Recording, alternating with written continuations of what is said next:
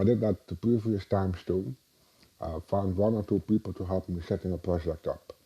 Because before you can even be public, you have to make like documentation or subsidy requests, set up a website, develop concept art, looking at the topic, like is this feasible, should we expand it, or how to do it. And those people typically also the core concept makers. So originally I invited David for concept art. He was a candidate for the previous project for Peach. Don called me because he have already my address about this old Peach project as a spare artist, and he was just saying me that he was looking for some people to make the Durian core team. And so I was Don, me, and Giuseppe Canino, a nice Italian artist. And Giuseppe couldn't go into Durian because of his job. So Don say, okay, I will take one there is on my spare list, and it was Colin. Yep, I was obviously really intrigued and interested, and was like, yes, of course, I'm interested, and tell me all about it. And Tan already had this vision for what the project should be, and already had an idea of what he wanted, and we had technical targets and also a basic genre. The fantasy movie come very naturally because of the nature of my portfolio. At the end, we was just knowing something before all the team come. It would be a movie with a girl and a dragon. That was just and a warrior girl. But basically, beyond that, nothing was set. Tan was going to get a writer. He was interested in getting Martin Ludwig involved in the project. He has a real reputation, and Tan was really excited to work with them, and I was too, definitely. So that was the start. Colin, David, combine it with Martin, work a little bit on scripts, do a public call, and then we got 150 people applying, which was far too many. Entries were trickling in first few weeks, and then like the last few days it was a deluge. We spent 1 month and a half to do a review of all the portfolio and taking a lot of time with Ton on IRC, on a channel with Colin, just to say which one we like. We make a rating system with a big table with all the artists. It's still really hard to select. So we had 24 people on the short list, and even if you look back, it could have been easily 30 or 40 people. They were all good. And then even from the 24, we only had to pick like 4. I'm good at that in, and maybe we can add 1 or 2 still, but who? Yeah, it's,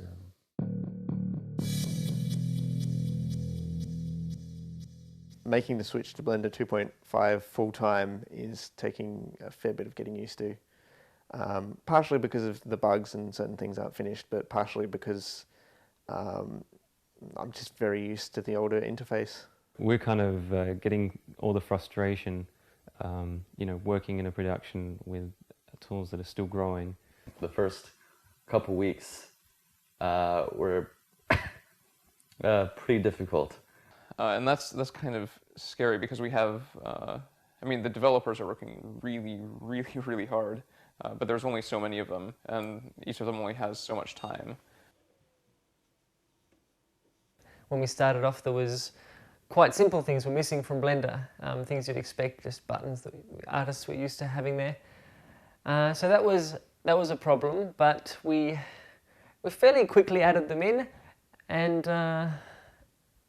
as the artists needed them, they didn't need everything at once, which was nice. So we kind of got the basics working, and then later on added more advanced things as the artists used them. So yeah, it's worked out better than I expected. I was quite worried at the start because there was whole areas that were just missing, and things don't magically get added back. You have to spend a lot of time sometimes to really get them working. But yeah, it's been all right.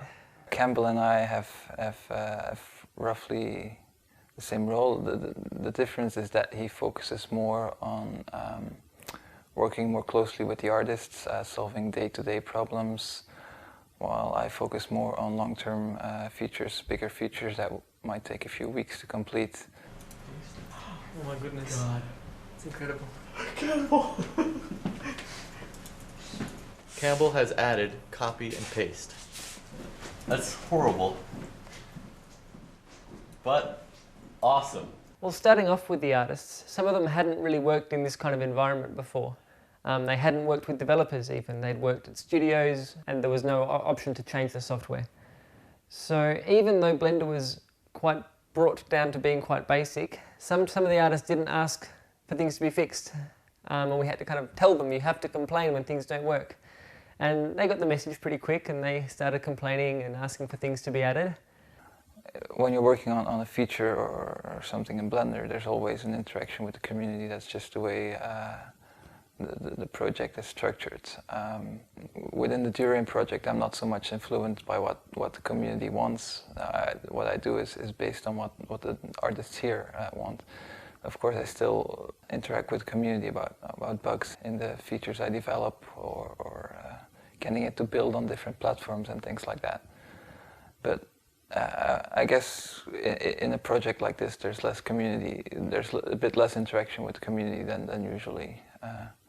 Because of course I get immediate feedback here. I don't really need to go to the community to get feedback. Then it was a lot of back and forth between developers and artists. But at the moment, everything works kind of fine. And when actually going back to 2.4, it feels like being in Stone Age. As an artist, it's quite cool to have a genuine say on various tools or how they could be tweaked. And there's not time for every request we'd like to have, but it's certainly more than you get with commercial software, just waiting for the next 6 months and then paying for a release that may or may not have what you want in it. I've gone back to Blender 2.49 a couple of times just to kind of play around with or check to see if something is different or the same, or to kind of reference something. And it feels so clunky to use. Every day when you get in, you double-click the SVN update logo on the desktop, and suddenly you have a new version of Blender that was compiled, right there on your computer, that has everything the most recent, and the things that Breck and Campbell have been working on are there. I'm really liking how everything's more real-time, and I can animate while changing keys, and it's just very, very smooth to work with. So I think that's one of the main things I'm happy about. And yeah, in general, I'm ecstatic to use 2.5.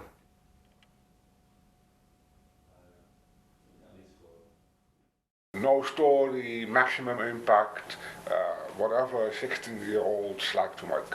Monsters, fighting, just a lot of special effects, explosions, 5,000 warriors going down a hill and fighting. No story, maximum impact.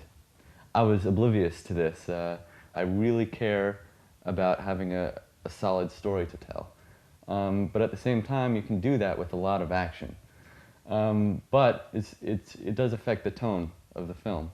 And I think from the outset, everyone sort of has a different conception of the project. I hoped it to be sci-fi, but... I saw Durian as a bit more darker, more epic. Dark, slightly disturbed. Colin really insisted on getting also a nice story and more attention for the script, which was in the end really good because it helped us getting funding from the film fund, for example.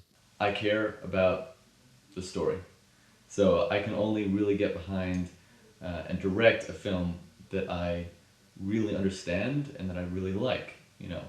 Martin has a very interesting style that really works for, I think, comics better than it works for film, and it's one that lacks structure.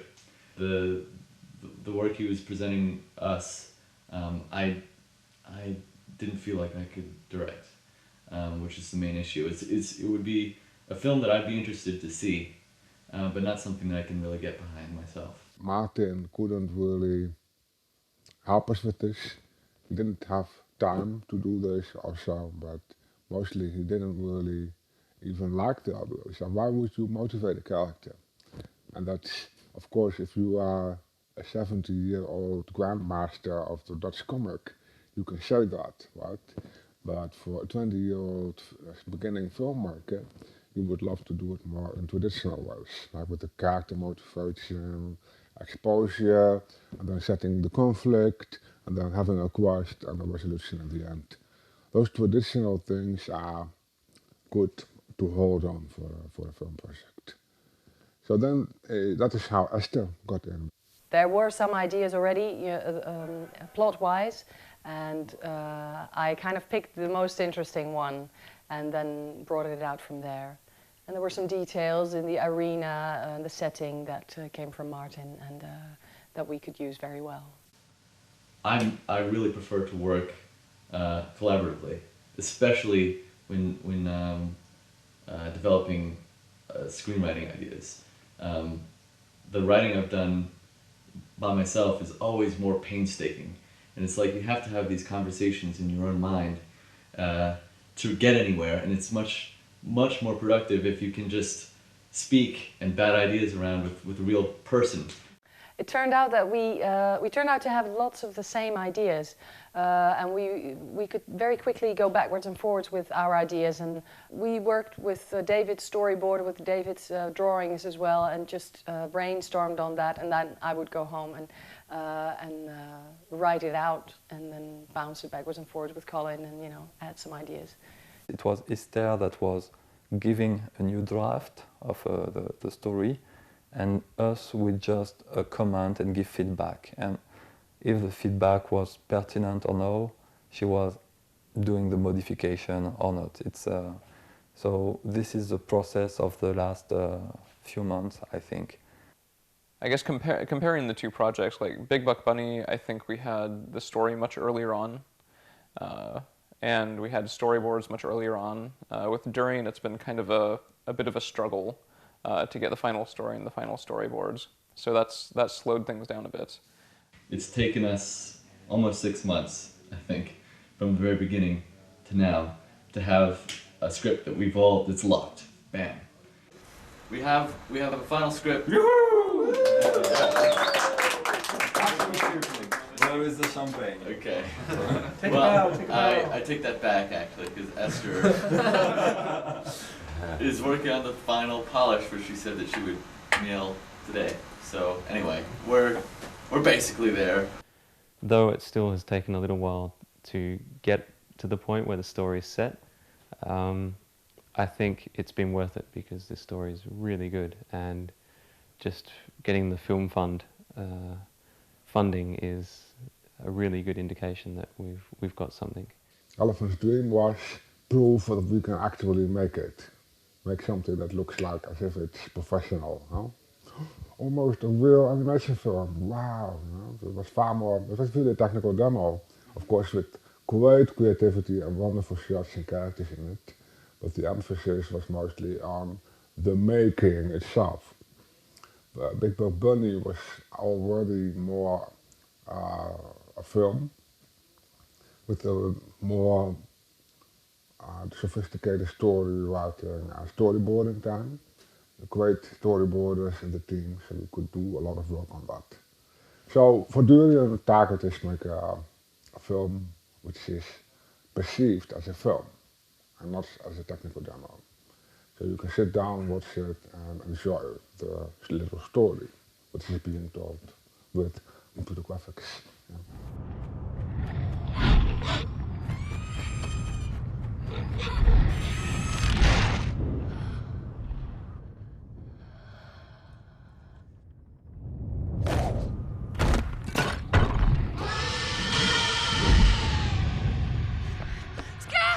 There is one drawing that got a lot of impact. It was a little girl with a tiny dragon, and I did it during the first meeting with Esther Vuda, and she totally fell in love for this little drawing, and she started to work on this baby dragon idea.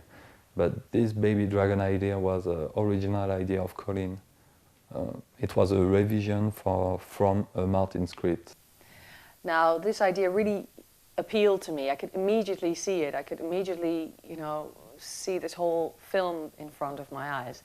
And at the same time, I knew that if I start off this story with a baby dragon and a girl who gets attached to this as if it's her pet, I just knew, you know, it had to end badly, because in the end, I just knew that the baby dragon had to go, and that, of course, it had to be a tragedy.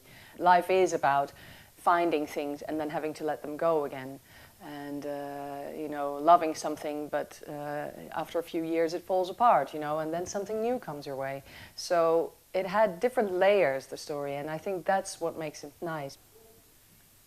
I wanted to end this film with a woman, you know, who has grown and is sadder but wiser, and maybe has shed lots of old things of her past and maybe old grief and everything, and so that would be more of an empty landscape. So that is actually why we started off with a very crowded space, and the idea of the slum was interesting, and that is how we started off with the city of Ishtar, where she starts. This Ishtar city that is built on like Babylonian world, and after there is like a medieval layer on it, and after I have like a religious war on it. So there is a mix of something that is very mystical from the base, and after something that is more like a story about ecology too, because this city of Ishtar is a city very polluted. So this is a part I really wanted to have it, and because on the script we got that this Ishtar city is a slum, that was a beautiful door open to this, and we got the temple in Ishtar, the Ziggurat temple. It was a beautiful way, again, to have add some mystical element in the Ishtar city. Going from David's concepts into some sort of design of the city is looking at lots of reference, and then looking at things that I like, maybe pick one feature there, one feature from that image and others from other images, and then putting them together, altering them, and that's kind of like the workflow. And it takes some time because you have to figure it out yourself a bit, but it's a lot of fun, and I finally understood why it is good to have some sort of library in your mind, like for things like crates, just knowing how different crates look, just knowing how different grunge stuff on walls look and stuff like that. Working with David on the details of the city was and is very nice, because he's very open to suggestions, and he is very quick in his concepts, and it's very nice, very high quality, and you can derive a lot from that. Working with Ben is pretty cool also, because well, we can communicate very nicely, and he's very open also, tries to push his ideas too hard, and I don't try to push my ideas too hard, so it's back and forth between us, and everyone gives some input into the process of creating things, and it's very nice. I learn a lot from him. Yeah. He's very experienced, and I get very nice things and ideas from him. Yeah, it's very cool. As far as constructing the market scene, the main issue seemed to be that we had a certain amount of time to build a large amount of stuff, and the layout for the scene, Colin had blocked in what he wanted, but then he went on holidays and we weren't exactly sure what he might want to change. So in order to try and keep flexibility, I just started building a bit of a library of, say, you know, crates, barrels, tables, produce and that. But I'm still not 100% sure whether that was the best way to approach the market, because it would have been nice to have shots 100% locked off and then detail those up. But for what we had, I think that the library gave enough flexibility to get it done. The other environments beside the city will be very easy compared to it. Yeah, not only because of the things that needs to be created for those environments, but also because I created, or by the process of creating the city, I get an idea of what I want to go for, and how I achieve that. Yeah, so it will be much easier. I think the fact we started with the city was just a very tough thing to do because that's where most of the detail is. So not to say that the cave or any of the other environments are excessively simple, but they should be easier to get done in a regular time frame and then build on if we have time, just because they're not quite as complex in the range of stuff you need to have there to make it work. There's still a lot to do, and there's still a lot I need to personally work out and then work out with the team as far as workflow goes to make sure it does work as a film. But I'm not as stressed about the rest of the film as I was about the city. Style! I haven't considered style. Yes, because for a movie I think it's good if we choose a style before doing the movie. Probably. Yeah. Probably a good, smart idea. I guess an ongoing discussion that Dave and I have had from the very beginning is what is the style of this film? We have a certain kind of story, and the performances need to be pretty solid to really pull it off correctly. And so much of the performance just has to do with the design of the characters. For both Sintel and the shaman, we went through numerous iterations. The shaman design is interesting because basically in the script we got only there is a shaman and that's all. So just a word shaman in capital, and behind this idea of shaman we can have so many concepts. It's what is a shaman? A marabout, a magical man, a fatherly figure. Sintel is very strong and she has learned a lot and she's become very strong, but at the same time she has a certain blindness, and there has to be someone who gives her at least a hint of an idea that she has to open her eyes and really look, look with her heart, or, be more alert, not with, strength, with physical strength, but with her heart, I suppose. And that is why we created this role of the shaman. David can visualize anything. He's like extremely good at, if you give him a direction, he can go nuts, but he needs that direction. We didn't got some background, so the work I did was to show to the team a very provocative picture of where we can go. Okay, behind this word shaman, this design can still fit. The forearm thing is just a little bit strong, I think, and it maybe softens the other designs. It changes the idea of what the world is, the world of this film. The shaman is really sort of a character that comes with some baggage. It is a cliche. In the hero's journey, at some point you come to a mentor and have this figure who gives you advice or gives you a warning. So that's the role that he plays in this film, and he looks like a more traditional sort of idea of what that character would be. But on the other hand, it works. It works well.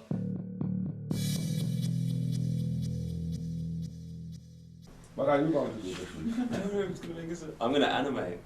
Wow, look at that smile. Yeah. Nothing but animating. Yeah.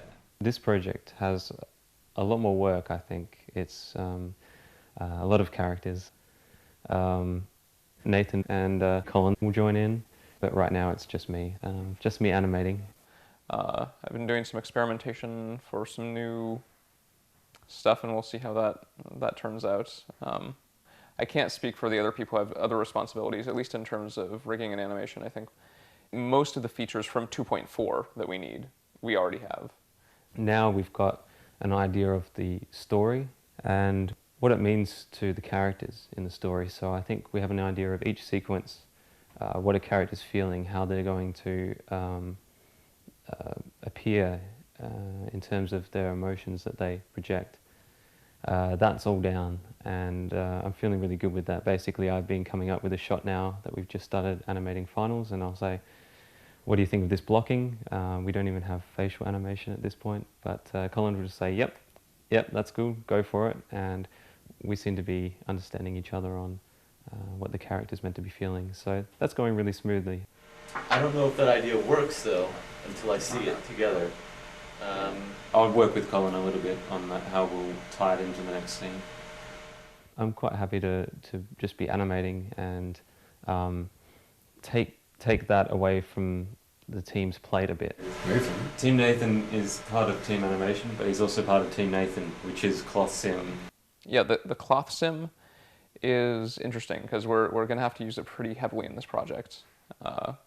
But getting it to a level where it's ready for production is not a minor task, I don't think. For example, being able to kind of control it in weird ways when we might need to solve animation problems and tweak it to how we want it to look, even if it's not accurate, things like that. Bandaging is also good because we need to figure out the cloth sim, and that'll be a really killer test case. Can we wrap cloth around the dragon's wing? And so trying to get everything that we need in time for us to get the things in the project done that we need done at the times that we need them is proving to be a little bit tricky. Yeah, yeah.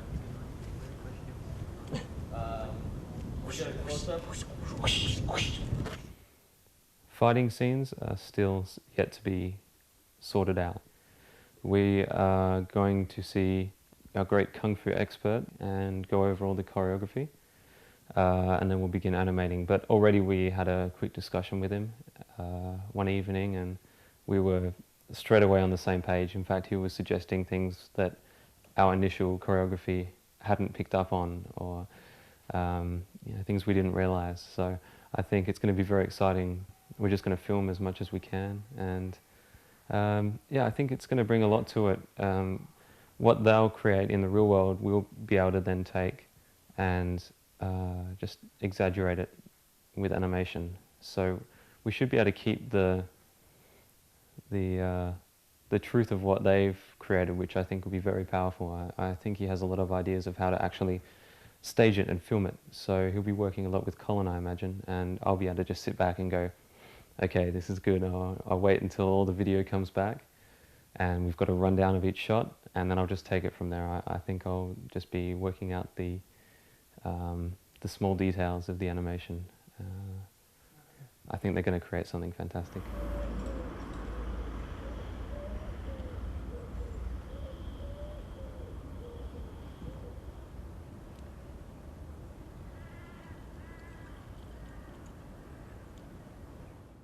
Inderdaad, ze maken het interieur en exterieur, de backalie, dan is het barren landscape, bamboo landscape, the foggy rocky landscape, the desert, and the windy landscape. And at the top of the mountain, there is volcano on one cave, the layer.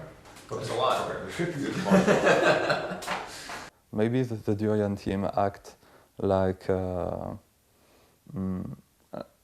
blind people that must do this to find a way.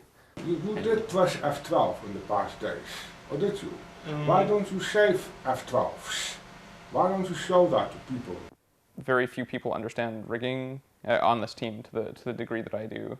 Certainly that's the case of Ton, not to be mean to Ton. I mean, it's just different people have different skill sets, and so if I say it's going to take me this long to rig something, or if it's going to be this difficult, or this isn't really possible, I mean, he just has to kind of listen to me. Whereas that's not so much the case with the render guys and the animation guys. What is the target? What are you going to show Friday? A finished thing of 3 shots of that thing. Including textures. Yeah, of course, Everything. finished. Yeah. Final. At the level that you say, I can put this in the film without getting ashamed. I think Colin's right in saying that lighting and rendering compositing will add a lot to the atmosphere. You have something, it's final, and then improve it. So, And not say, sorry, we don't have anything yet, but the composite will solve it. That's not working. The limitation of time seems to be more prevalent than the limitation of choice. So, I might want to push a certain environment, in a certain direction or whatever, but it comes down to whatever I can come up with at the end of 2 weeks. Starting tomorrow, you have to stop working on the city. This is it. That's the big problem. I mean, I've seen progress, but that was the purpose that we want to finish today with that. So the freedom as an artist might come back down to what's the quickest way to do this scene. You were supposed to do something and you didn't. Right? You can't use this. And I mean, you can still sort of have some choice over how you get that done, but yeah, there's not particularly the time on a lot of different tasks to express yourself to the fullest extent you'd like to. Getting all the stuff together is halfway. And then you start actually making it. It's a lot of work to get that done. I want to have a final picture. I want you to look at the big picture, fix everything, and say, okay, this is maybe 40 or 50%, but this is how the film could look like. And now we're going to make it a bit better and a bit better and a bit better. We can still screw out the movie, but I'm confident that we will figure everything out and then the movie will just look awesome. Yeah. But you have to prove that that's true, and you failed on that. That's the point. And I've seen that fail all the time. The stuff you showed to me didn't resemble to me anything to the final film. At all. I saw loose elements, but I didn't see pictures. I ignore it. I ignore the stress. So simply like that, yeah. I actually don't feel it to be very, very stressful because it's fun and it's working in a team and the team is nice and so it's okay. Working on it is just nice enough so it doesn't feel like stress. Yeah. I think you have really both stubborn heads and you want to do it your way, but you have to get over that. With not hearing from you guys what you can do. But I want to help you. I want to help you realizing this film and not being mad at you because you don't do it. If you cannot, then you cannot, that's fine, then do it differently. Right? So, what can we do? Tell me what you will do, I write it down and in 2 weeks we will see it. If you can't handle that, then we have to reduce the complexity of the work, so that's not fun for you guys. Too much then, too complicated, too ambitious. Not. I think you have probably some nice edits from me during the weeklies. Like, what is in your mind? Like, what do you think? Huh? It's like, I try to figure out how people work. So sometimes a little bit playful, trying to get them angry or like, okay, so what is this? Because we have to become a team. Everybody was too relaxed, like, it's going to be fun. And I'm doing my thing, he's doing his thing, and together somehow a film will pop out of it. And that's not really true. You have to work together on doing it. Yeah, it was very stressful. But I also, especially in retrospect, I definitely see where Ton was coming from. I was trying to measure the productivity of people. And it was not predictable. Like, give people an assignment and then find out how long they take to do it. Whatever you do, you ask 100%, you get 70, 80. But now it's more like you only got like 20 or 30%. It's really far too complicated, too much. You have to make it smaller and smaller and smaller to find out, okay, but what is this thing where you can feel people being confident that they can do it? It was on a different level than what I thought.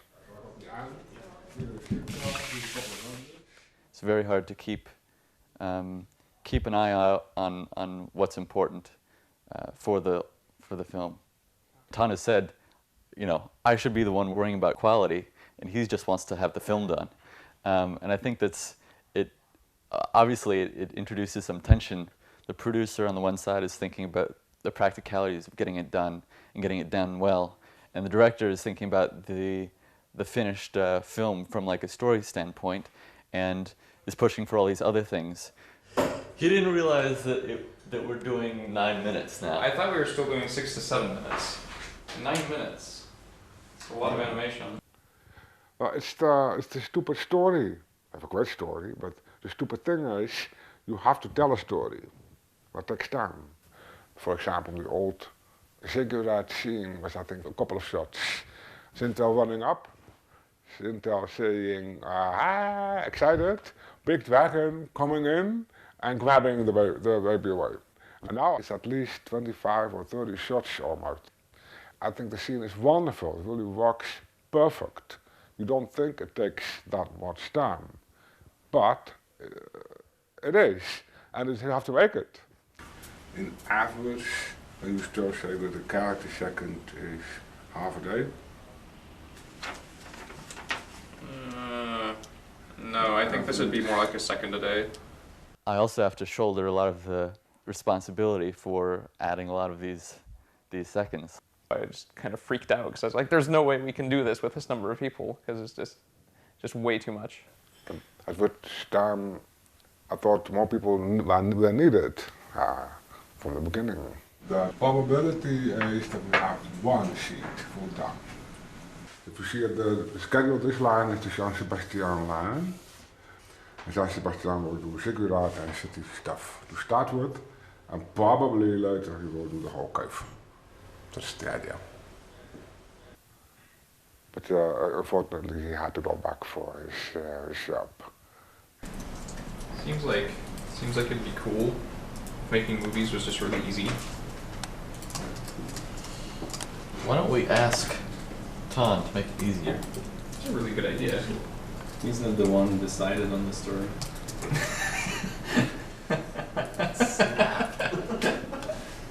Alright, it's all my fault. We can scrap half the film if we can find a way to make it work.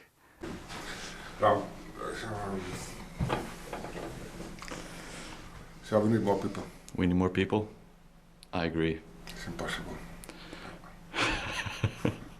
That would be so awesome. All we have to do half the film. Yeah. We could. It was more like, are we going to cut the film? Or can we add people to the team? There was always the 3 moments for financing. Like we knew, okay, with Blender only we can make a small project. With film fund money we can double it. And with money from Cinegrid, for the 4K version, we can add another few people or a couple of months. And in February I had signals that the 4K money would be nearly certain. We didn't know for sure, but we have to balance it out. Ton has done everything that he could to make the film that we're trying to make happen. And it's meant, I think, a strain on resources, but he's pulled a lot together and basically expanded the team by a factor of 2. And that's been a huge, huge relief. I mean, I could animate it myself, but it wouldn't have been up to the quality or standard that we wanted on this project. So I was very happy that we got in some more guys. The addition of extra artists was very, I guess, welcome surprise is the way to put it. We got more people. But now the film is about 12 minutes. It's somehow expanded since then. It just felt like everything was happening fast. 12 minutes, come on, it's impossible. 8, 9, you know? It's just a process of sort of figuring out what this movie is, that we're gonna, what this project, what we want from it. That's the only thing I really care about, is making sure that the final product is worth all the effort that we're putting into it.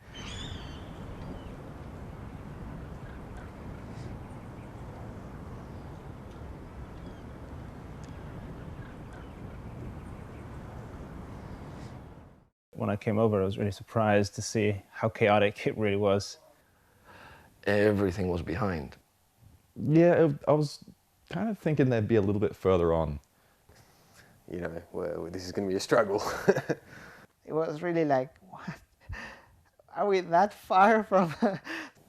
It was really only just starting, it seemed. Even though it had been going for a while, the story was really just settling, and a lot of things still hadn't been laid out.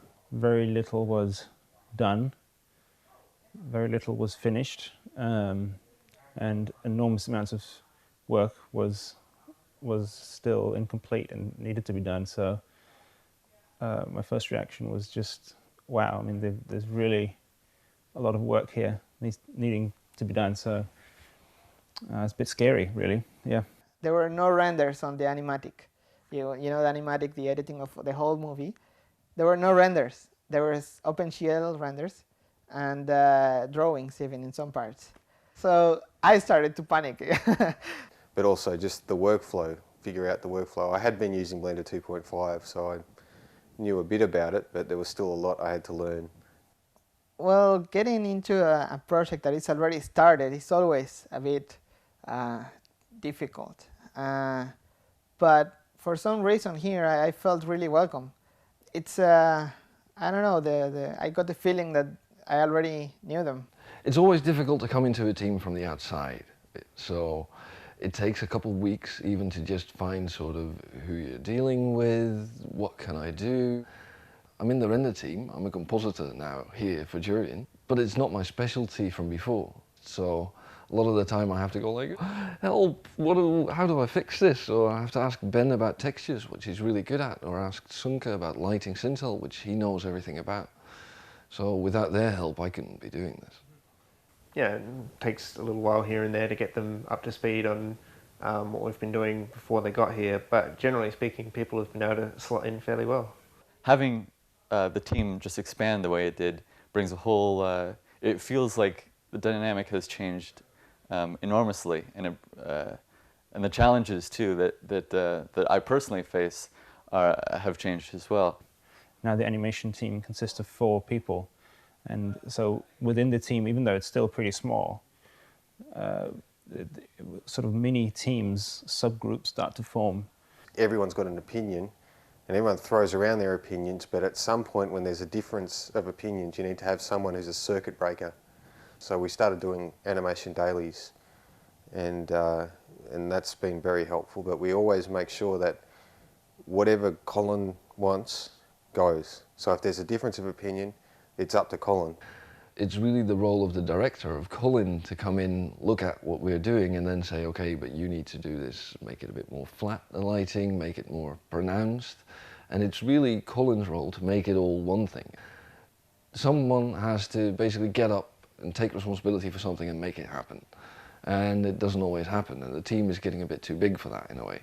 Tom said, how would you feel if you're the lighting director or lighting blah blah designer? I don't know. I don't know if there's even a name for that. Lighting dude. We started talking about this lighting director thing with the team.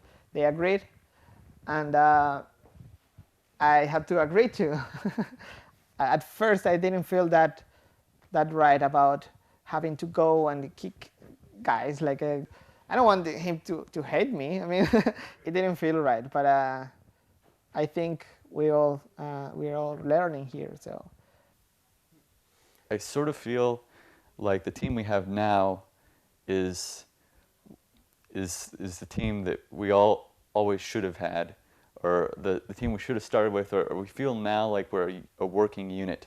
That's really a team now, and they're very focused, very concentrated. And it just takes time. It's ridiculous.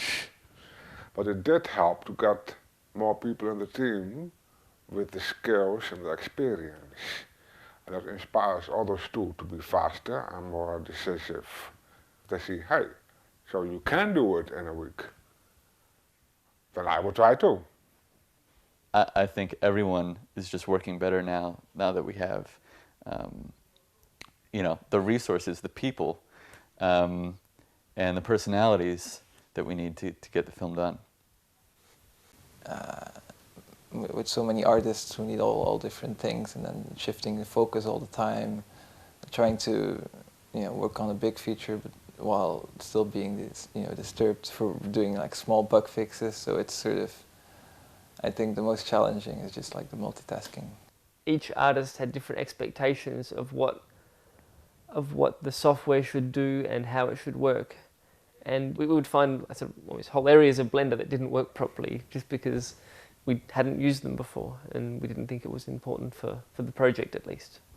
Also the movie got longer, so we got more, there's just more problems. So it's just, we've just gotten more things to do as as the project went along. So I mean, if I had known this in advance, I would have done less like ambitious development targets.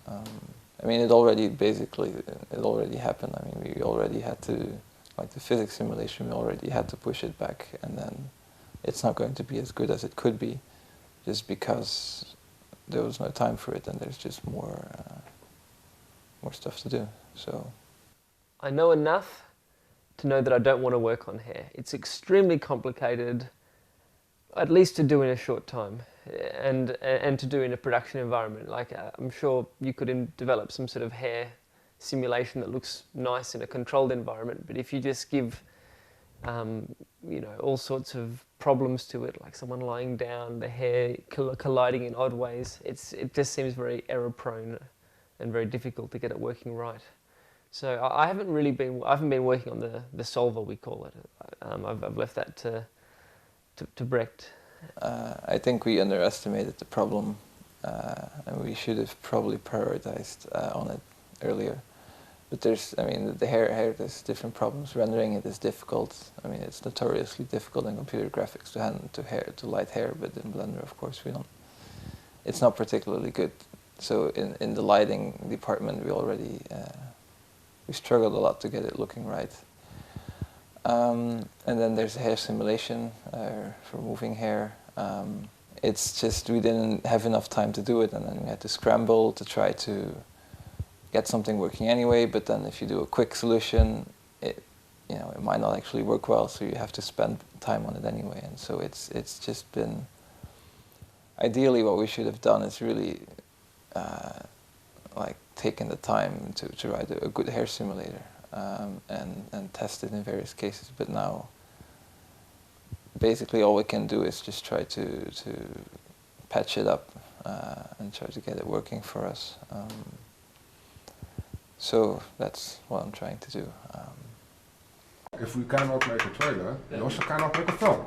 And if we cannot make a film, we also don't have a trailer. The trailer was of course very frustrating for everybody. It was really good that we did it.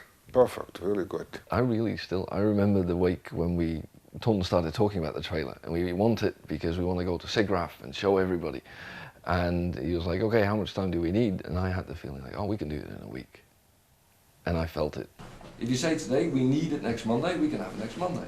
If you say today, yeah, we want it next Monday, but maybe, I don't know, we need all these problems, then you won't have it next Monday if you do it half-half. And I still kind of feel like if we did it the right way, we could have done it in that first week. And I think it took us a month.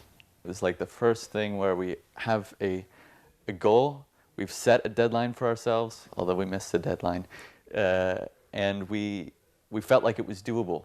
And those shots have to be finished. And as soon as they are rendered, we just put them in the trailer. In many ways, the team started to get very frustrated in its inability to be able to finish things, get things out on time. It's actually since the trailer that the render farm's been really kicking in and all the shots are improving. That's when everyone's spirits have lifted. It was huge. It was like, wow, we're actually making a movie here. Releasing the trailer and hearing people's feedback gave me permission to feel good about what I was doing again.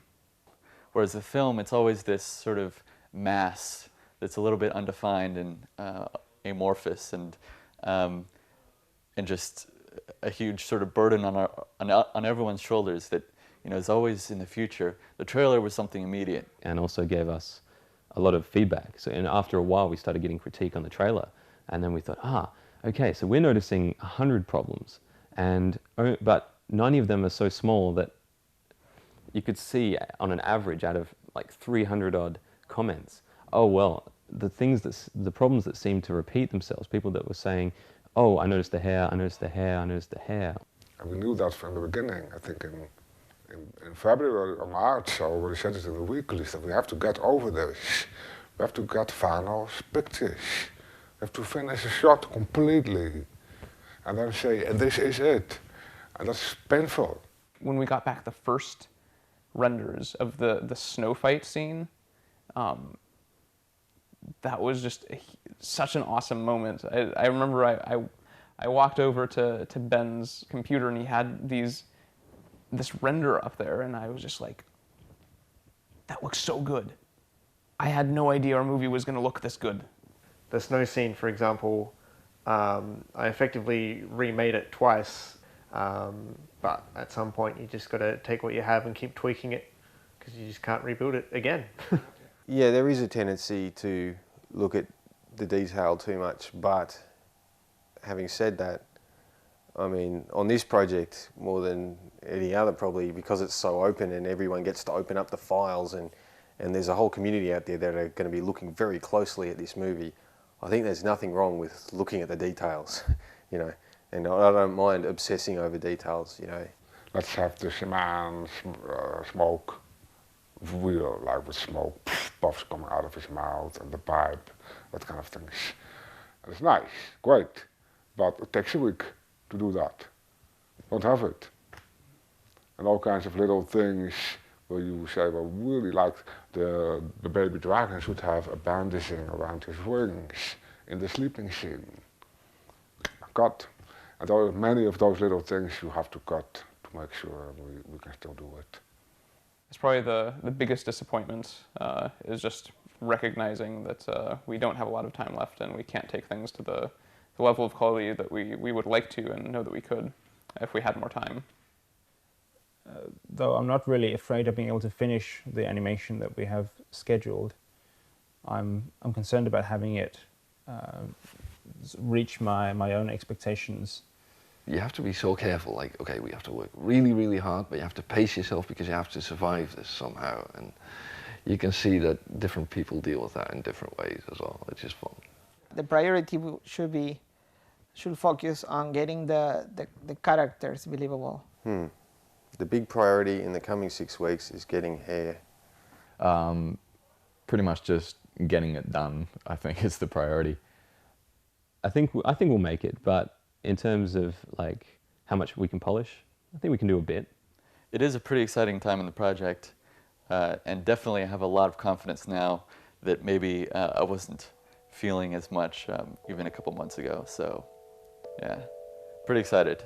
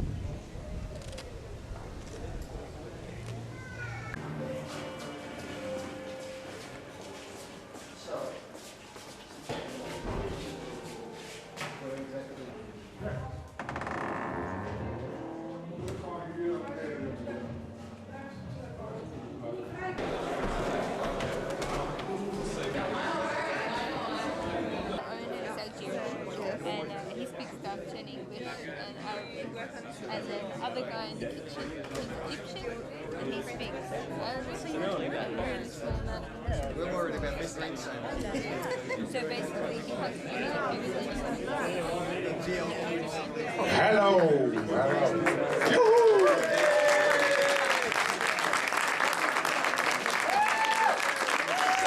Welcome to the Julian Finals Party.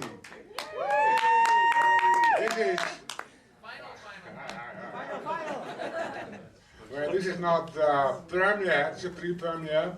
The team has been working really hard to get this film done. I have to admit I'm even a bit nervous, even though I know it is totally awesome.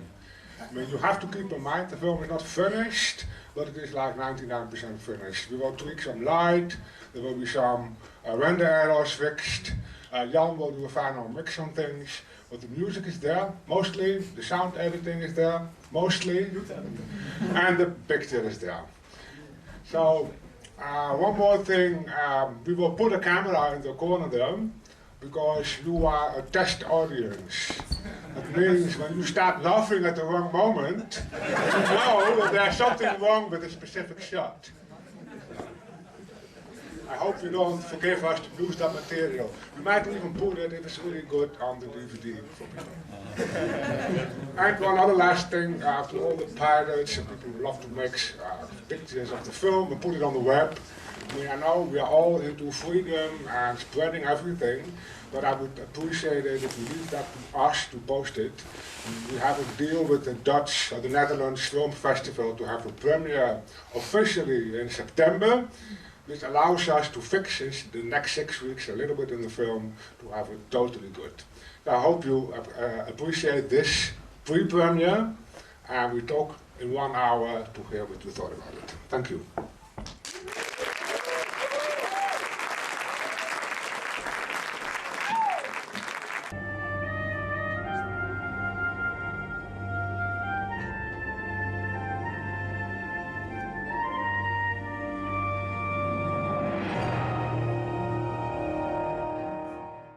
No, thank you guys. You have been such an awesome team. I both of you.